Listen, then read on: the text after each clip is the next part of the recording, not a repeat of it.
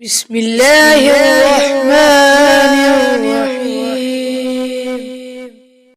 بیان کیا جاتا ہے کہ بنی اسرائیل میں ایک شخص تھا جس کی بیوی نہایت حسین تھی، جس پر وہ اسرائیلی فریفتہ تھا۔ چنانچہ جب اس عورت کا انتقال ہو گیا تو اس اسرائیلی شخص کو بڑا قلق ہوا اور ایک مدت تک وہ اس کی قبر پر بیٹھا روتا رہا۔ اتفاقاً حضرت عیسیٰ علیہ السلام کا ادھر سے گزر ہوا تو انہوں نے اس اسرائیلی کو پریشان حال دیکھ کر اس سے سبب جانا۔ تو جب اسرائیلی نے اپنا واقعہ بیان کیا تو حضرت عیسیٰ علیہ السلام نے دریافت فرمایا، کیا تو چاہتا ہے کہ میں اس کو تیرے لیے زندہ کر دوں؟ تو اس نے عرض کیا، ہاں حضور، میں یہی چاہتا ہوں۔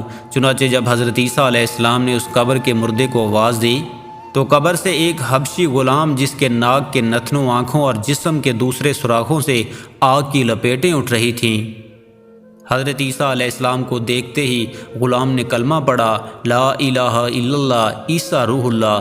اسرائیلی نے یہ دیکھ کر عرض کیا، حضور مجھ سے غلطی ہو گئی، میری بیوی کی قبر تو دوسری ہے۔ یہ سن کر حضرت عیسیٰ علیہ السلام نے حبشی کو حکم دیا کہ تم اپنی قبر میں واپس ہو جاؤ۔ چنانچہ وہ مردہ ہو کر گر گیا اور اس کی قبر کو مٹی سے چھپا دیا گیا۔ پھر حضرت عیسیٰ علیہ السلام نے اس دوسری قبر کی جانب توجہ فرمائی اور حکم دیا کہ اے صاحب قبر، اللہ کے حکم سے زندہ ہو جا۔ چنانچہ قبر پھٹی اور اس میں سے ایک عورت سر سے گرد اچھاڑتی ہوئی باہر آ گئی، جس کو دیکھ کر اسرائیلی بولا کہ یا رسول اللہ، میری بیوی یہی ہے۔ پھر حضرت عیسیٰ علیہ السلام کے حکم سے وہ اسرائیلی اپنی بیوی کو ہمراہ لے کے واپس ہونے لگا، مگر عرصہ سے جاگا ہوا تھا، اس لیے اس پر نیند کا غلبہ ہو گیا اور اس نے بیوی سے کہا کہ تیری قبر پر گریہ زاری اور بیداری نے مجھے ہلاک کر دیا ہے، اس لیے میں چاہتا ہوں کہ کچھ دیر آرام کر لوں۔ بیوی کہنے لگی کہ ہاں آپ آرام کر لیجئے۔ چنانچہ وہ اسرائیلی بیوی کے زانوں پر سر رکھ کر سو گیا۔ اتنے میں ایک گھوڑے پر سوار ایک شہزادے کا ادھر سے گزر ہوا جو اپنے زمانے کا یکتا حسین تھا، جس کو دیکھ کر شہزادی اس پر فریفتہ ہو گئی اور اس کا دل قابو میں نہ رہا۔ اس نے سرزانوں سے نیچے رکھا اور فرط محبت و غالب عشق سے مجبور ہو کر شہزادے کے سامنے جا کھڑی ہوئی۔ ادھر جیسے ہی شہزادی کی نظر اس پر پڑی، وہ بھی اس کو دیکھ کر اس پر فریفتہ ہو گیا اور عورت کی خواہش پر اس کو اپنے گھوڑے پر بٹھا کر لے گیا۔ چنانچہ جب اس کے شوہر نے بیدار ہو کر اپنی بیوی کو نہ پایا تو نہایت پریشان ہوا اور اس کے ملنے کی تدبیر سوچنے لگا۔ سوچتے سوچتے آخر اس نے نشانے قدم پر چل کر اپنی بیوی کو تلاش کر لیا، جو شہزادے کے پاس پہنچ چکی تھی۔ اس کو دیکھ کر اسرائیلی نے شہزادے سے عرض کیا کہ یہ میری بیوی ہے، آپ اس کو چھوڑ دیجئے۔ ابھی شہزادہ کچھ کہنے بھی نہ پایا تھا کہ اس عورت نے کہا کہ میں تیری بیوی نہیں بلکہ شہزادی کی لونڈی ہوں۔ یہ سن کر شہزادہ اسرائیلی سے کہنے لگا، مجھ سے میری لونڈی کو لینا چاہتے ہو؟ اس نے کہا، خدا قسم یہ میری بیوی ہے، جس کو میرے سردار حضرت عیسیٰ علیہ السلام نے مرنے کے بعد میرے لیے زندہ کیا ہے۔